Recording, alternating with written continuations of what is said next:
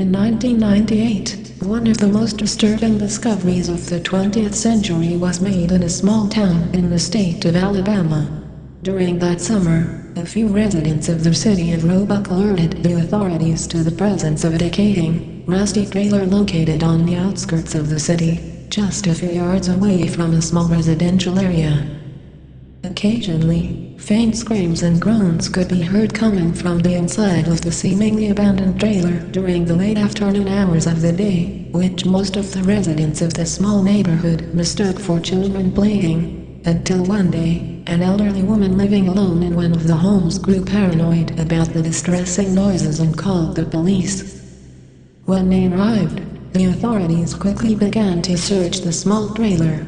Upon first glance, it did indeed seem to be deserted. The only furnishings found inside were a slightly rusted metal folding chair, a stained, flower-patterned couch that held the strong smell of mildew, and a surprisingly new-looking patio table. To the police squad's befuddlement, there seemed to be nothing too suspicious inside of the trailer. The same did not go for the small space underneath it, however. Under a poorly covered mound of dirt, a small briefcase was excavated from the bottom of the old trailer. Inside it, the authorities discovered 14 VHS tapes with no labels or stickers whatsoever. The content of the tapes was pretty much all exactly the same, but they all had different people featured in them. The tapes all started out in the same fashion. An immediate faded from black that revealed a small child strapped into the same metal chair that was found in the trailer. The children all seemed to have the same terrified expression on their faces as the camera started to focus on them, their eyes all red and sunken in. Despite the black duct tape placed over their mouths, they could all be heard sobbing. A few seconds into the video, the child in question would suddenly look up and start crying even harder than before. The shadow of the cameraman was always seen in this portion of the videos, and he seemed to be holding up a small animal of some sort. Judging by the shape of the shadow its body would cast and the small whimpers it made, it was most likely a rabbit or something similar. The cameraman held the animal above his head for a short portion of time, before abruptly swinging it into the air and then throwing it down onto the ground with such force that it let out a horrible shriek. You could hear a few bones breaking and snapping as well. As you may imagine, this only made the child cry and scream, but the sound was muffled and barely audible. As the child was still screaming, the cameraman picked up the still-breathing rabbit and played around with it, swinging its limp little body back and forth, and bouncing it up and down. You could see a large amount of blood coming out of it. In the middle of this, the cameraman would always ask, "What's wrong, name of child? I thought you loved animals."